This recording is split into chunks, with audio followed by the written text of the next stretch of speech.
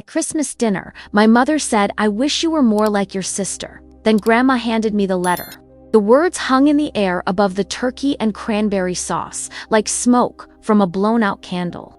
Everyone at the table froze, forks halfway to mouths, wine glasses suspended mid-sip. Even the Christmas music from the living room seemed too quiet, as if the house itself was holding its breath. I sat there, 34 years old, feeling like I was 8 again and had just broken something precious. My sister Claire smiled, that perfect smile of hers, the one that had graced her high school yearbook, her college graduation photos, her wedding pictures. She reached across the table and patted my hand with fingers that had never known calluses. "Oh, Mom," Claire said softly, her voice like honey over broken glass. "I'm sure you didn't mean it like that." But we all knew she had. My mother, Margaret Elizabeth Winters, who had never said an unkind word to a stranger in her life, looked at me with those pale blue eyes that had once sung me lullabies. "I just meant ... Well, Claire has her life so together. The beautiful home, the successful husband, the children. And you're still ... She didn't finish the sentence. She didn't need to. I was still living in the apartment above the bookstore I'd inherited from my aunt. Still unmarried. Still childless. Still the daughter who had chosen books over babies, solitude over society dinners. Still what, Mom?" I asked quietly, my voice steadier than my hands. The silence stretched like taffy. My father cleared his throat and reached for the wine bottle. Claire's husband, Mark, suddenly became very interested in cutting his turkey into precise, identical pieces. Their twin boys, 7 years old, and usually bouncing off the walls, sat perfectly still, sensing the adult tension they couldn't name. The dining room felt smaller suddenly, as if the walls were closing in. The Christmas decorations that had seemed so festive this morning, the garland draped along the mantelpiece, the red and gold ribbons tied around the chairbacks.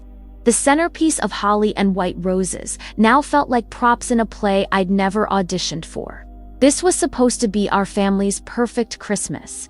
Margaret had been planning it for weeks, calling me every few days to coordinate who was bringing what, reminding me to wear something nice, asking if I was seeing anyone yet with that particular tone that suggested my single status was a personal failing rather than a choice. Claire had arrived that morning with her family in tow, looking like she'd stepped out of a holiday magazine. Her hair was perfectly styled despite the December wind.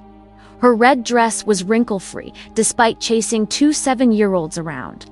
And she'd brought homemade cookies shaped like snowflakes that probably took her hours to decorate. Meanwhile, I'd shown up 20 minutes late with store-bought wine and flour in my hair from the bread I'd attempted to bake and abandoned when it became clear I was going to burn it. "Emma's just different," my mother continued, as if I wasn't sitting right there. "She's always been different, even as a child. She preferred books to people. She'd rather spend Christmas Eve reading than with family." "That's not true," I said, but my voice came out smaller than I intended. "Isn't it?" Margaret's eyes were bright, with something that wasn't quite tears. "When was the last time you came to one of our family gatherings without bringing a book? When was the last time you participated in a conversation instead of just sitting there looking like you'd rather be anywhere else?" The accusation hit me like a physical blow because there was truth in it. I did bring books to family gatherings. I did often feel like I'd rather be anywhere else, but not because I didn't love them, because I never felt like I belonged with them. "Margaret," my father said quietly, a warning in his voice. "No, David, I'm tired of pretending everything is fine. I'm tired of watching Emma drift through life like she's waiting for something better to come along. Claire has built a beautiful life for herself. She's engaged with the world. She contributes to her community. She's raising 2 wonderful children. And Emma, ... She gestured toward me helplessly. "Emma runs a bookstore that barely breaks even and lives alone and acts like she's perfectly content with that." "Maybe because I am content with that," I said, finding my voice again. "Are you really? Because from where I sit, it looks like you're hiding." The words stung because they echoed thoughts I'd had in my darkest moments. Was I hiding? Was my quiet life above the bookstore really contentment, or was it just the path of least resistance? Was my love of solitude genuine, or was it just easier than trying to connect with people who seemed to speak a language I'd never learned? Claire shifted uncomfortably in her chair. "Mom, maybe we should know. It's fine," I said, though it wasn't fine at all. "Mom's right. I am different. I've always been different. I don't know how to be the daughter she wants me to be." "I don't want you to be anyone else," Margaret said, but her voice lacked conviction. "I just want you to be ... more. More engaged, more social, more ... alive. More like Claire," she meant. More like the daughter who had given her grandchildren and dinner party stories and reasons to be proud. Less like the daughter who spent her days surrounded by other people's stories instead of creating her own.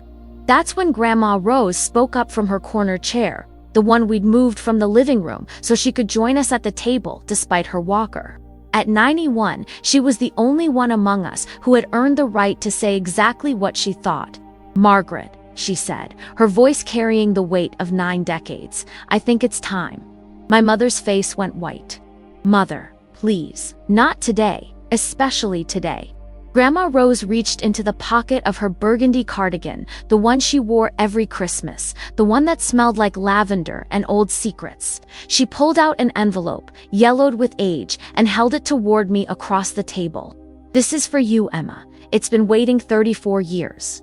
I stared at the envelope. My name was written on it in handwriting I didn't recognize, careful cursive letters that belonged to another era. The paper felt fragile between my fingers, like it might crumble if I held it too tightly. "What is it?" I whispered. Grandma Rose's eyes, still sharp despite her age, met mine. "The truth about who you really are, and why your mother has spent your whole life wishing you were someone else." My mother stood up so quickly, her chair scraped against the hardwood floor. "Mother, you promised. You gave me your word. I promised to wait until she was old enough to understand. I promised to wait until she needed to know." Grandma Rose looked at me, then back at my mother. "Look at her, Margaret. Look at what your disappointment has done to this beautiful girl. She needs to know." Claire leaned forward, her perfect composure finally cracking. "Know what? What are you talking about?" But Grandma Rose only looked at me. "Read it, Emma. Read it now, in front of everyone. It's time this family stopped living with lies." The envelope felt warm in my hands, as if it had been waiting by a fire all these years. I looked around the table at my mother's stricken face, my father's confusion, Claire's curiosity, the children's wide eyes. The Christmas tree lights blinked steadily in the living room, and somewhere in the kitchen, the timer for the apple pie was ticking down. I had spent my entire life feeling like I didn't quite fit in this family, like I was a puzzle piece from a different box. Now, holding this letter, I wondered if I was about to find out why.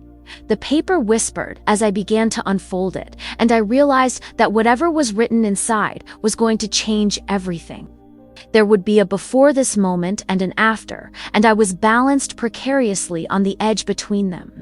My hands trembled as I opened the letter fully, and I saw the date at the top. December 24th, 1989. My birthday. Christmas Eve. The day I was born. But this letter was written on that same day in handwriting that definitely wasn't my mother's. I couldn't read it. Not there, not with everyone watching, not with my mother looking like she might faint into the mashed potatoes. "I need a moment," I said, standing up with the letter clutched against my chest. "I'll be right back." I walked through the kitchen, past the pie cooling on the counter and the dishes soaking in the sink, and stepped out onto the back porch. The December air hit my face like a slap, sharp and clean. Snow had been falling since morning, covering the garden where my mother grew her prize-winning roses, turning the world into something soft and forgiving. I sat down on the old porch swing, the one my father had hung when Claire and I were children. It creaked under my weight, a familiar sound that usually brought comfort. Tonight, it sounded like a warning. Through the kitchen window, I could see my family frozen around the dinner table, like figures in a snow globe. My mother had her head in her hands. Claire was leaning toward her, speaking in urgent whispers. My father was pouring himself another glass of wine, his third, maybe fourth. The children sat perfectly still, sensing that the adult world had shifted in some fundamental way. I looked down at the letter. The paper was so old it was almost translucent, and I could see the shadow of words bleeding through from the other side. Whatever was written here had been important enough for Grandma Rose to keep for 34 years, important enough to make my mother beg her to stay silent. The snow was falling harder now, big flakes that caught the light from the kitchen window and dissolved on my skin like cold tears. I could hear the muffled sounds of my family through the glass, voices raised in what sounded like an argument, though I couldn't make out the words. Probably Claire trying to mediate between my mother and grandmother. My father attempting to keep the peace, everyone trying to figure out how to handle the bomb that had just exploded in the middle of our Christmas dinner. I thought about all the Christmases that had come before this one. The careful choreography of family gatherings where everyone played their assigned roles. Margaret, the perfect hostess, orchestrating every detail from the menu to the seating arrangements. Claire, the golden daughter, arriving with homemade contributions and stories about her children's accomplishments. My father, the peacekeeper, smoothing over any rough edges with gentle humor and strategic subject changes. And me, the odd one out, always feeling like I was performing in a play where everyone else had been given the script except me. I remembered being 12 and asking my mother why I looked so different from her and Claire. They were both blonde and blue-eyed, with delicate features and an easy grace that seemed to come naturally.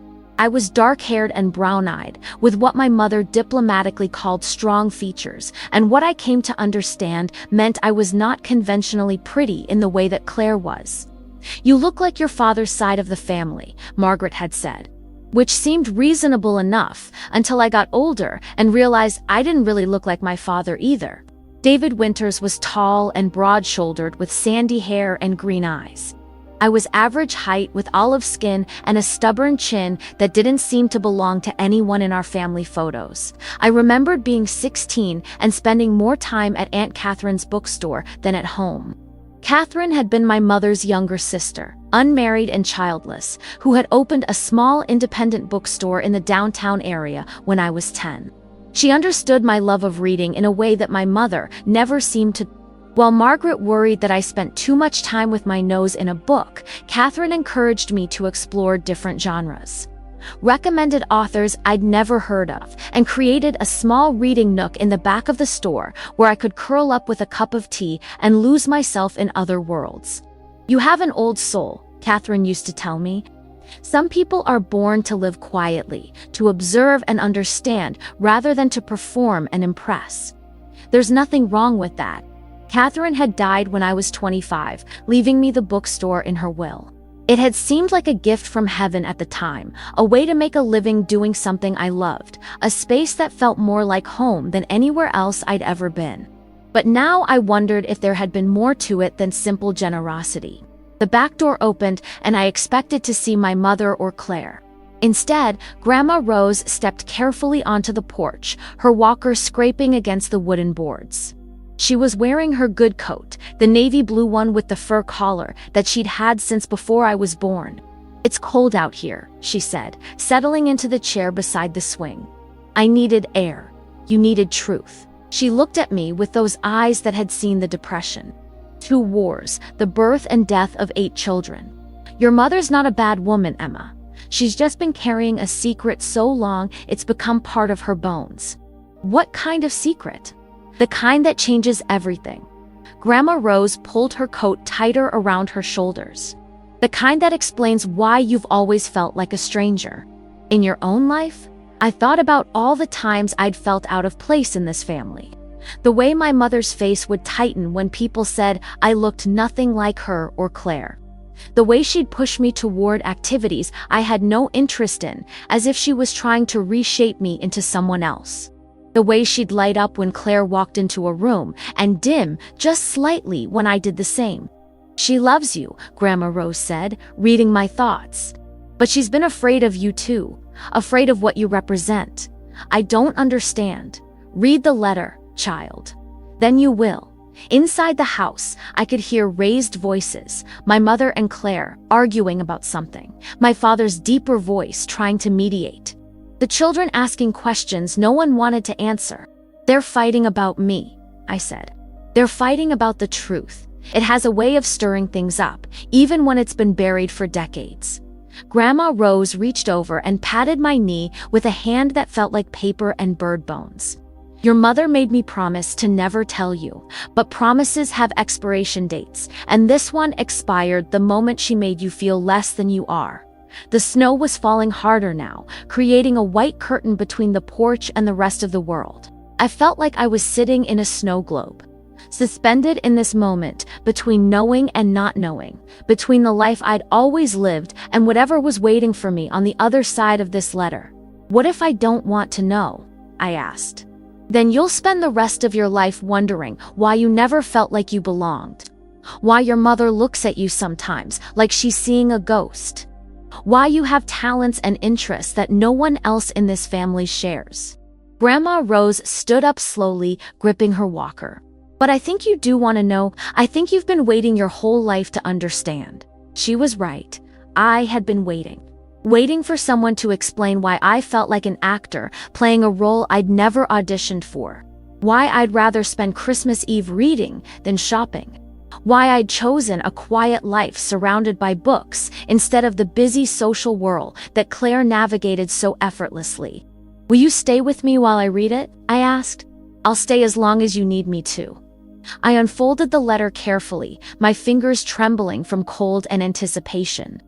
The handwriting was feminine, elegant, the kind they taught in schools when penmanship mattered. At the top of the page, in that careful script, was a date. December 24th, 1989. The day I was born. My heart stopped. The letter began, "My dearest Emma, if you are reading this, then you are old enough to know the truth about who you are and where you came from. ... I looked up at Grandma Rose, who was watching me with a mixture of sorrow and relief in her ancient eyes. "Aunt Catherine," I whispered. "Keep reading," she said gently. But I couldn't. Not yet. Because I suddenly understood what I was about to learn, and I wasn't sure I was ready for my entire world to shift on its axis. The woman I'd thought was my aunt, the one who had understood me better than anyone else in my family. The one who had left me her bookstore and her books and what I'd thought was simply her love for a favorite niece. ... She was my mother, I said, the words barely audible. Grandma Rose nodded. "She was your mother, and Margaret. Margaret was the sister who loved you enough to raise you as her own, even when it broke her heart a little more each day." The words swam before my eyes, and for a moment I couldn't focus on anything except the date. December 24th, 1989, Christmas Eve. The day I came into the world, according to every story I'd ever been told. After a difficult labor that kept my mother in the hospital for 3 days, but this letter was dated the same day, written in handwriting that definitely wasn't my mother's. I read on, my breath forming small clouds in the cold air. "My dearest Emma, if you are reading this, then you are old enough to know the truth about who you are and where you came from. My name is Catherine Rose Winters. Yes, I share a name with the grandmother who is likely the one giving you this letter. I am your grandmother's daughter, which makes me your mother's sister, which makes me your aunt. But more than that, my sweet girl, I am your mother, your real mother." The words hit me like physical blows. I looked up at Grandma Rose, who was watching me with eyes full of sorrow and love. "Aunt Catherine," I whispered. "The one who left me the bookstore. The one who died when I was 25. "Keep reading," Grandma Rose said gently. "I was 17 when you were born, Emma. 17 and unmarried, and so scared I could barely breathe. Your father was a boy from the next town over, someone I thought I loved until I realized I didn't even know what love was. His name was Michael Torres. He was artistic, passionate, completely unsuitable according to my parents. When I told him about you, he disappeared faster than snow in summer. I never saw him again. I wanted to keep you. God knows, I wanted to keep you. But I was still in high school, living at home with no money and no prospects. Your grandmother, our grandmother, sat me down and explained the reality. I could keep you and struggle, probably fail, maybe end up losing you anyway. Or I could give you to Margaret, who had been trying to have a baby for 5 years with no success. Margaret was 26, married to a good man, financially stable. She could give you everything I couldn't. A real home, a real family, opportunities I could never provide. So we made an arrangement. Margaret would raise you as her own, and I would be your aunt. I would stay close enough to watch you grow up, but far enough away that you'd never question who you belonged to. It seemed like the perfect solution. Margaret got the baby she'd prayed for, you got the life you deserved, and I got to be part of your world, even if not in the way I'd dreamed. But perfect solutions don't exist, Emma. What we didn't count on was how hard it would be for Margaret to love a child who reminded her every day that she couldn't have children of her own. When Claire was born 3 years later, a miracle baby, the doctors called her everything changed. Suddenly, Margaret had a biological daughter. And you became ... complicated. I watched you grow up feeling like you didn't quite fit, and it broke my heart every single day. I wanted to tell you the truth so many times. When you were 8 and asked me why you looked more like me than your mother. When you were 12 and came to my apartment crying because Margaret had snapped at you for reading during a family barbecue. When you were 16 and started spending every afternoon at my bookstore seeking refuge among the stories because the real world felt too difficult to navigate. You were so much like me, Emma, not just in looks, but in temperament. You had my love of solitude, my need for books and quiet spaces, my tendency to observe rather than participate. You had your father's artistic hands and his stubborn streak. I could see it in the way you held a pencil, the way you refused to back down when you believed in something. Margaret tried so hard to understand you, but she couldn't. She was social and outgoing. Someone who drew energy from being around other people.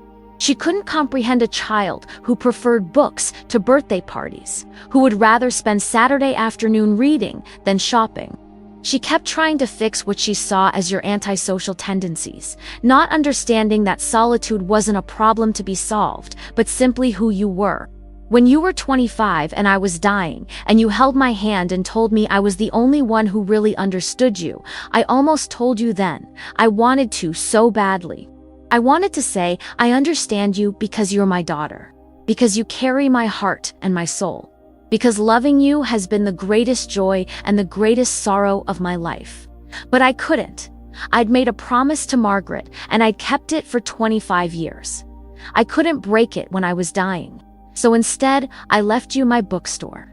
I left you the place where you'd always been happiest, where you'd always been most yourself. I left you my books and my reading chair and the little apartment upstairs where I'd spent so many nights thinking about you, wondering if I'd made the right choice, wishing I could have been brave enough to be your mother in the way you deserved. I made your grandmother promise to give you this letter when you were old enough to handle the truth, and when it became clear that the secret was hurting you more than helping you, I suspect that time has come. You are not Margaret's biological daughter, Emma, but you are her daughter in every way that matters. She chose you, she raised you, she loved you the best way she knew how. The fact that she sometimes struggled with that love doesn't make it less real, it makes it more human. And you, my beautiful girl, are exactly who you're supposed to be. You have my love of books, my quiet nature, my need for solitude and reflection. You have your biological father's artistic hands and his stubborn streak. You have Margaret's sense of duty and your father David's kindness. You are a combination of all of us, but you are entirely yourself. Don't be angry with Margaret for keeping this secret. Don't be angry with me for giving you away. We all did what we thought was best with the information and resources we had. Love isn't always perfect, but it's always real. You are loved, Emma. You have always been loved. By me, by Margaret, by your grandmother, by your father David. Even by Claire, though you might not always feel it. You are not a mistake, or a burden, or a disappointment. You are a gift that came wrapped in complicated circumstances. There's one more thing I need to tell you. In my jewelry box, there's a small silver locket.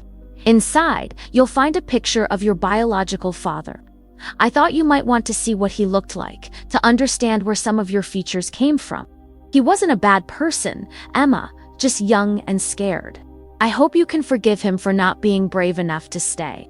Live your life, sweet girl. Live it fully and without apology.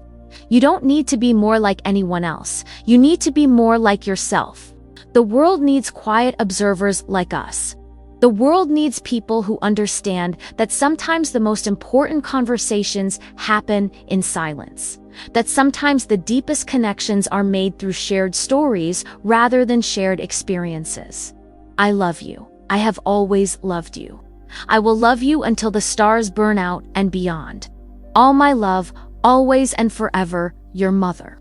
Catherine Rose Winters P.S. The bookstore was never just a gift, Emma. It was an inheritance. You are carrying on something that belongs to you by right, not by charity. Make it yours. Make it everything you want it to be. I sat in the snow-covered silence, the letter trembling in my hands.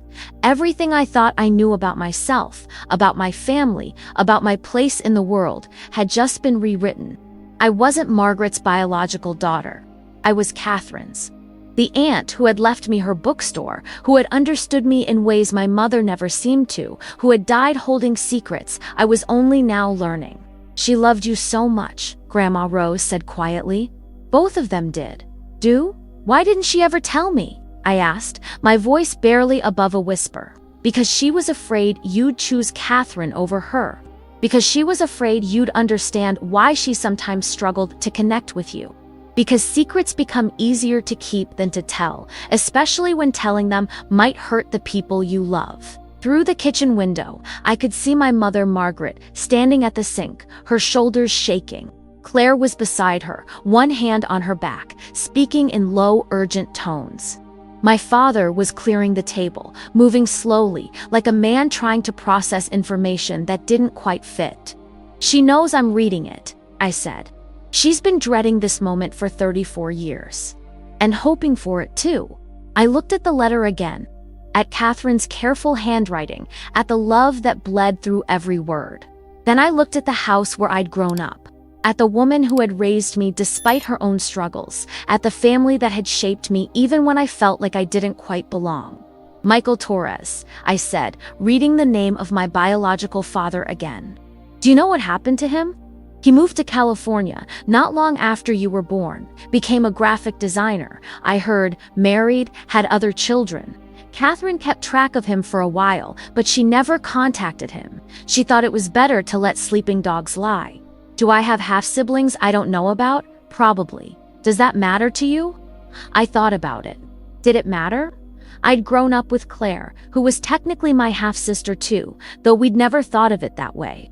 Would knowing about other half-siblings change anything fundamental about who I was? I don't know, I said honestly.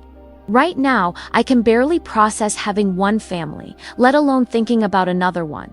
Grandma Rose smiled. That's wise. One revelation at a time. The snow was still falling, but the world felt different now. Not smaller or larger, just ... clearer. Like someone had adjusted the focus on a camera I'd been looking through my whole life. What do I do now? I asked. Now you go inside and have a conversation that's 34 years overdue. Now you stop wondering why you never felt like you fit and start building a family that fits around who you really are. I stood up, folding the letter carefully and putting it in my pocket. It would always be there now. This piece of truth that explained everything and changed nothing and changed everything all at once. Are you ready? Grandma Rose asked. I looked at the kitchen window, at my family waiting inside, at the life I was about to step back into with new understanding. I'm ready. But as I helped Grandma Rose to her feet and we made our way back toward the house, I realized I wasn't just ready to have a difficult conversation. I was ready to finally understand why I'd always felt like I was living someone else's life and to start living my own. When I walked back into the kitchen, the silence was so thick I could have cut it with the carving knife still sitting beside the turkey.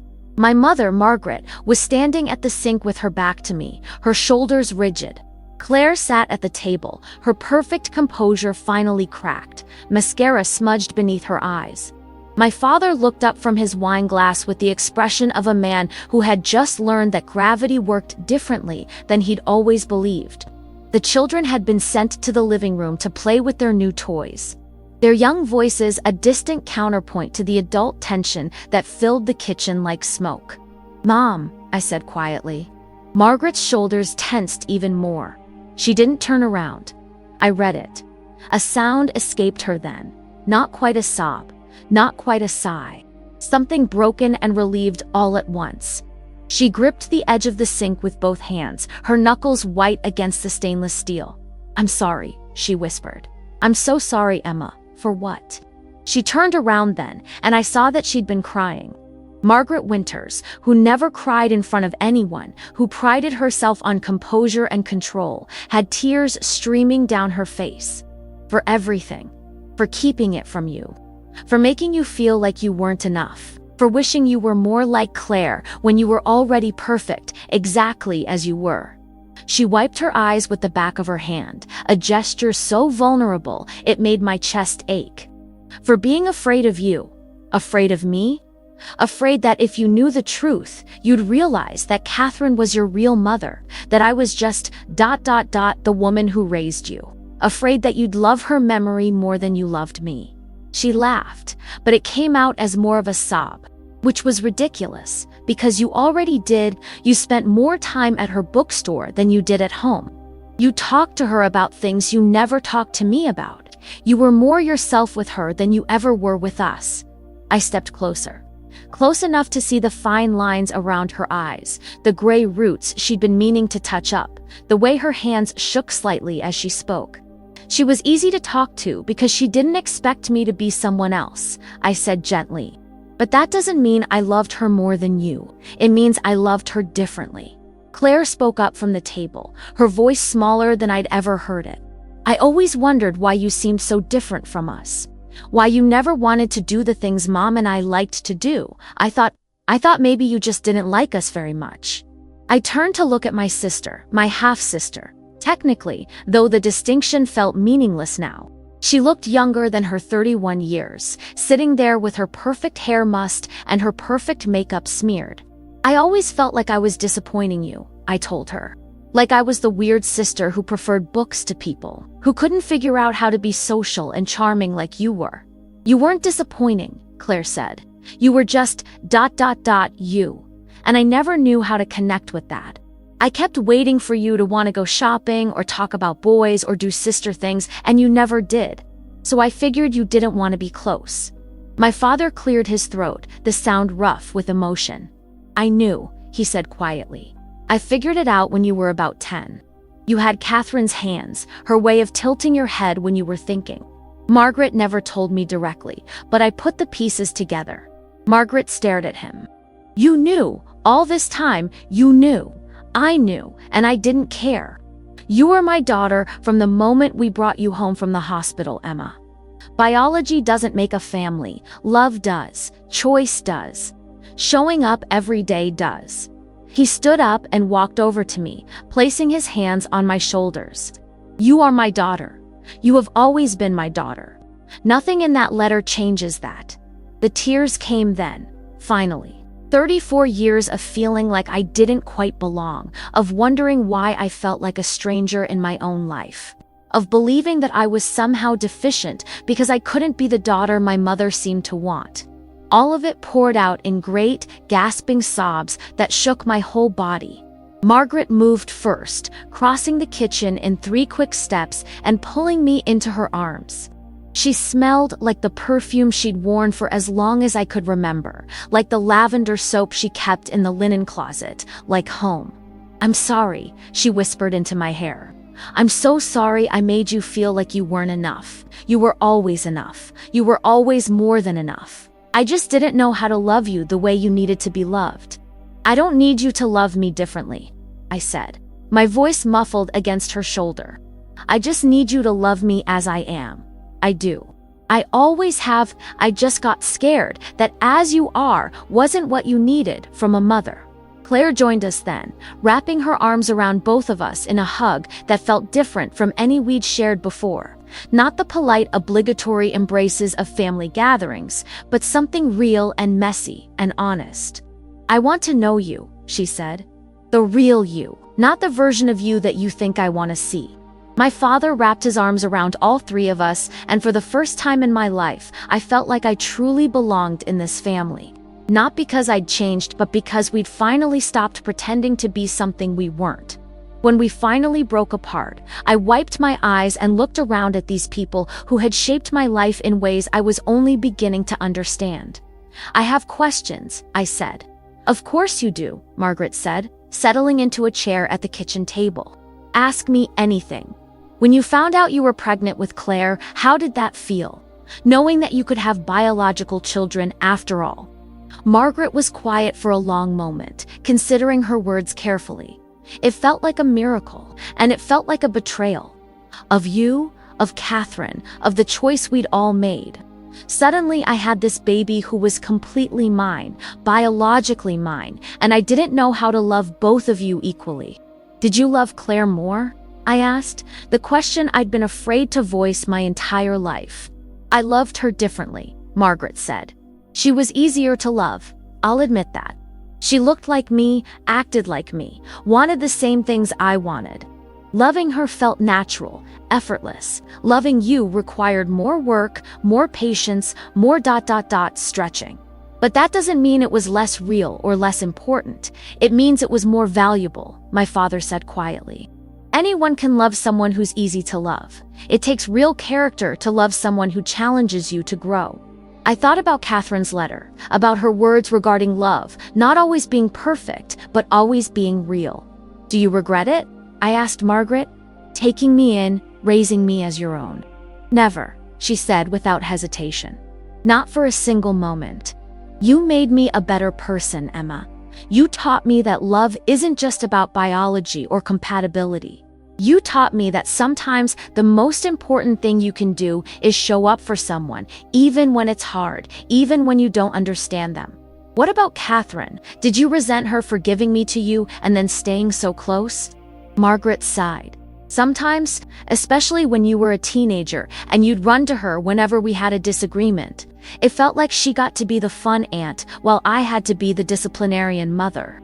But I also understood why she needed to stay close. If I'd given up a child, I would have wanted the same thing." Claire had been listening quietly, but now she spoke up. "I always felt guilty about being the biological daughter, like I had something that should have been yours too." "You did have something that should have been mine too," I said, "but not biology. You had the certainty of belonging. You never had to wonder if you fit, if you were wanted, if you were enough. That's what I envied." "But you were wanted," Margaret said urgently. "You were so wanted.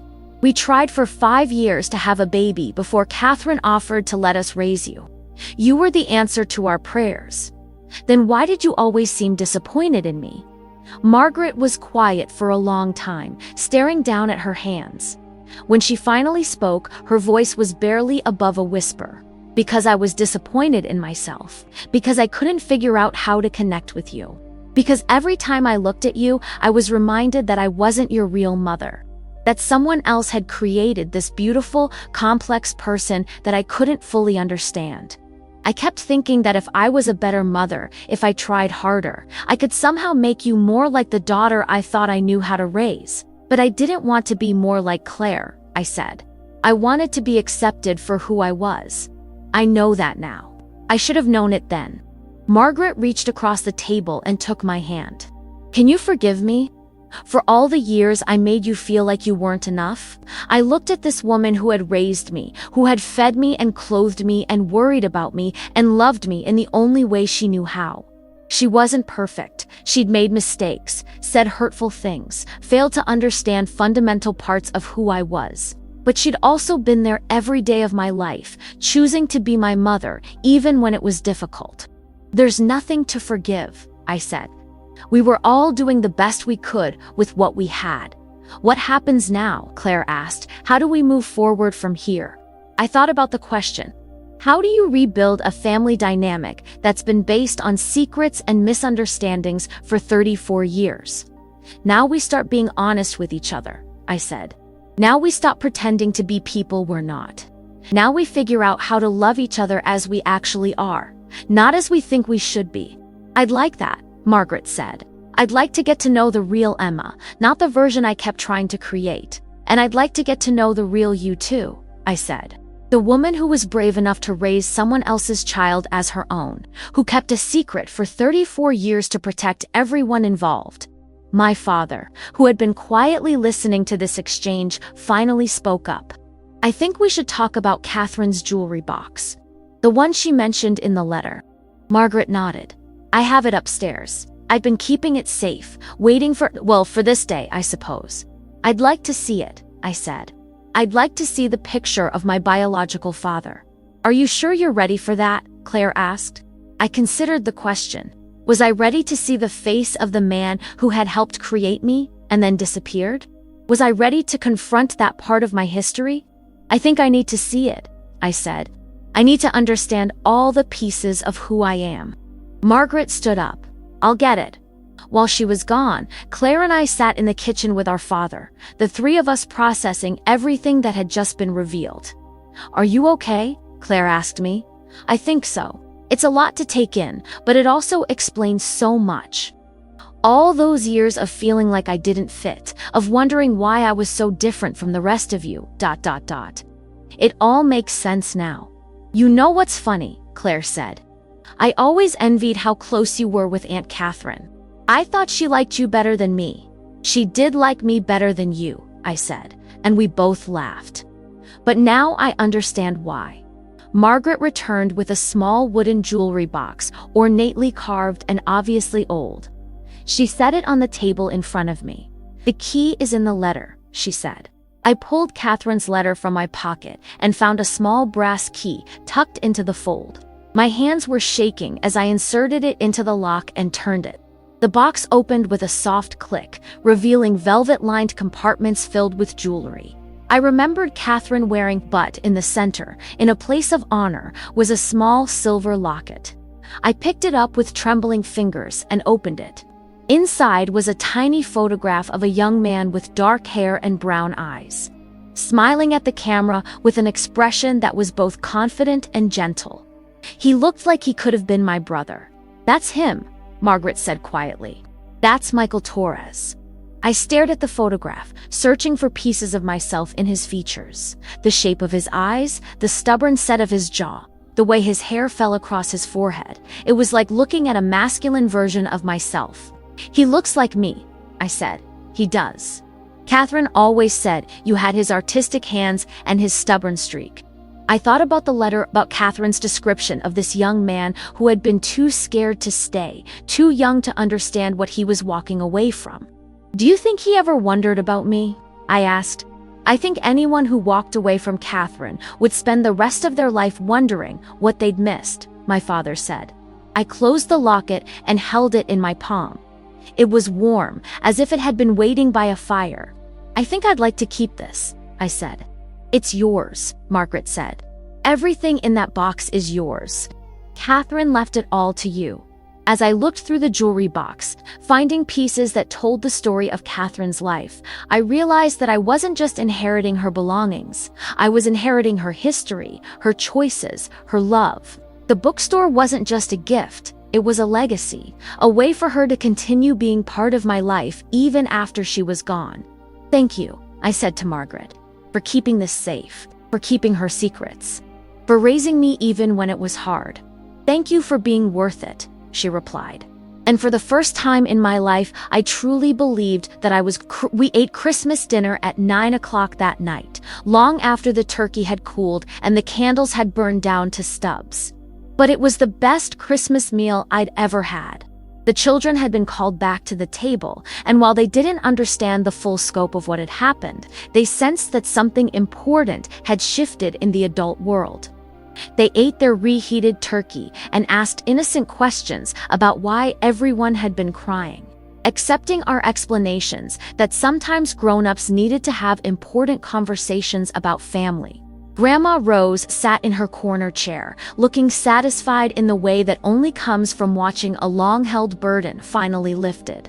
She told stories about Catherine that I'd never heard before, how she'd taught herself to read before she was 4, how she'd once tried to turn the basement into a library, how she'd written poetry on napkins and hidden them in books for other people to find. "You get that from her," Grandma Rose said, pointing at me with her fork. "The way you arrange books like they're old friends, the way you disappear into stories." Catherine used to do the same thing. Margaret listened to these stories without the tight expression I'd expected. Instead, she looked curious, almost hungry for details about the sister she'd shared a secret with for so many years. "I always wondered why you loved books so much," she said to me. "I kept trying to interest you in other things, thinking maybe you just hadn't found your passion yet. I never realized that books were your passion." "They still are," I said. "But maybe now I can share that with you instead of hiding it." "I'd like that," Margaret said. "I'd like to understand what you see in them." Claire asked questions about the bookstore, about what it was like to spend my days surrounded by stories. She seemed genuinely interested, not just politely curious. For the first time, I found myself telling her about the regular customers who came in looking for specific genres, about the book clubs I hosted, about the quiet satisfaction of matching the right book with the right person. "It sounds peaceful," she said. "I always thought it seemed lonely, but it sounds peaceful." "It is both," I admitted. "But I like the loneliness. It's different from being alone." "Can you explain the difference?" Margaret asked. I thought about how to put it into words. Being alone is when you have no choice about your solitude. Loneliness is when you're surrounded by people but feel disconnected from them.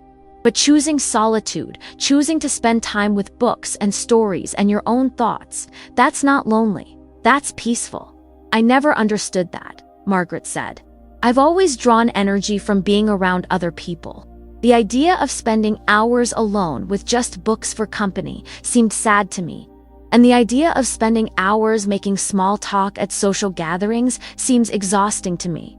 I said, "We're just different kinds of people." "But that's okay," Claire said. "Different doesn't mean wrong." "No," Margaret said quietly, "it doesn't. I wish I'd understood that 34 years ago." My father asked about the business side of things, whether I was making enough to live on, whether I needed help with anything. Not in the worried way he'd asked before, as if my choices were problems to be solved, but in the supportive way of a parent who wanted to understand his child's world. "I'm doing fine," I said. "Better than fine, actually. Catherine left the building mortgage-free, and I've built up a loyal customer base. I'm not getting rich, but I'm making a living doing something I love. That's more than most people can say," he said. The children came back to the table for dessert, and I found myself really talking to them for the first time. Without the weight of family secrets pressing down on all of us, the conversation felt lighter, more natural. 7-year-old Jake told me about the book series he was reading, and I promised to order the next volume for him. His twin brother Sam asked if I had any books about dinosaurs, and I told him about the entire section I dedicated to prehistoric life. "Can we come visit your store sometime?" Jake asked. "I'd like that," I said, and meant it. "Can we bring Mom and Dad?" Sam asked. "Of course. The more the merrier." Claire smiled. "I'd love to see your bookstore. I've driven by it 100 times, but I've never actually been inside." "Why not?" she shrugged. "I guess I always felt like it was your space. Like I'd be intruding." "You wouldn't be intruding. You'd be welcome." As we cleaned up the dishes, all of us working together, instead of the usual division where Margaret and Claire did everything while I felt useless. I thought about Catherine's letter, still folded in my pocket. She'd been right about so many things, about Margaret's struggle to love a child who reminded her of her own limitations, about my need to understand where I came from, about the fact that love isn't always perfect, but it's always real. But she'd been wrong about one thing. She'd written that Margaret had loved me the best way she knew how, as if that love was somehow lesser because it was complicated. Tonight, watching my mother, because she was still my mother, biology aside, carefully wrap up leftovers for me to take home, I realized that loving someone the best way you know how is actually the most profound kind of love there is. It's easy to love someone who fits perfectly into your expectations. It takes real courage to love someone who challenges you to grow. I have something for you, Margaret said as we finished in the kitchen. She disappeared into the living room and came back with a small wrapped box. I was going to wait until next year, but well, tonight seems like the right time. I unwrapped it carefully. Inside was a key old brass, worn smooth from handling. It's the key to Catherine's jewelry box, Margaret explained. She left it to me when she died, but I never felt right opening it. I think it was meant for you. I turned the key over in my palm. It was warm, as if it had been waiting by a fire. There's something else, Margaret said. She pulled out a small velvet pouch and shook out a ring, a simple silver band with a small emerald. This was Catherine's mother's ring, our grandmother's ring. Catherine wore it every day until she got sick. She asked me to give it to you when you were ready. I slipped the ring onto my finger. It fit perfectly. How did she know my size? I asked. Because she paid attention, Grandma Rose said from her chair. Because she loved you in all the ways she could. Even when she couldn't be your mother in the way she wanted to be. As the evening wound down and Claire's family prepared to leave, my sister hugged me goodbye with an embrace that felt different from any we'd shared before. I want to do better, she said quietly. I want to be a better sister to you. You don't need to be better, I told her. You just need to be yourself. I'm tired of all of us pretending to be people we're not. I'd like to start over, she said. I'd like to get to know my sister, my real sister, not the version I thought I was supposed to have. I'd like that too. My father loaded Grandma Rose into his car to drive her home, but not before she pulled me aside for one last conversation. Are you all right? She asked. Really, all right. I thought about the question. Was I all right? My entire understanding of my family had been turned upside down in the space of a few hours. I learned that my aunt was my mother, that my mother was my aunt, that my sister was my half-sister, that the man I'd called father had known the truth for decades and loved me anyway. I'm more than all right, I said. I'm finally myself. Good, she said, patting my cheek with her papery hand. That's all Catherine ever wanted for you. That's all any of us wanted. Grandma Rosius, dear, thank you for keeping the letter all these years. For knowing when it was time to give it to me. Thank you for being brave enough to read it, and for being generous enough to forgive us all for keeping it from you. After everyone left, Margaret and I sat in the living room with the Christmas tree lights twinkling and the fire dying down to embers. The house felt different now, not smaller or larger, but more honest somehow. What are you thinking about? She asked. About how many Christmases we spent tiptoeing around each other. About how much time we wasted trying to be people we weren't. Do you regret it? The way things happened? I considered the question. Did I regret growing up feeling like I didn't quite fit? Did I regret the years of distance between us? The careful politeness that had replaced real intimacy? Did I regret not knowing about Catherine until it was too late to thank her for the sacrifice she'd made? No, I said finally. I think everything happened the way it needed to happen. Catherine was right. You all did the best you could with what you had. And maybe I needed to feel like an outsider for a while. Maybe that's what made me who I am. And who are you? Margaret asked. I smiled, touching the ring on my finger, feeling the letter in my pocket, thinking about the bookstore waiting for me, and the family I was finally beginning to understand. I'm Emma, I said. I'm Catherine's daughter and your daughter and David's daughter. I'm Claire's sister and Jake and Sam's aunt. I'm a woman who loves books and solitude and the quiet satisfaction of matching stories with the people who need them. I'm someone who inherited artistic hands from a father I never knew and a stubborn streak that comes from both sides of my family. I'm exactly who I'm supposed to be. Margaret was quiet for a long moment. And when she spoke, her voice was thick with emotion. I'm proud of you, she said. I should have said that more often. I should have told you that I was proud of the woman you became, even when I didn't understand her. You're telling me now? I said. That's what matters. I want to do better going forward. I want to be the mother you deserve, not the mother I thought you needed. You already are the mother I deserve, I said. You chose me when you didn't have to. You raised me when it was hard.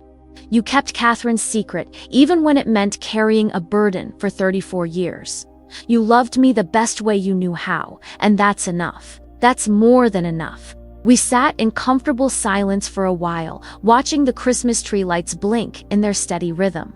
Outside, the snow had stopped falling, and the world looked clean and new under its white blanket.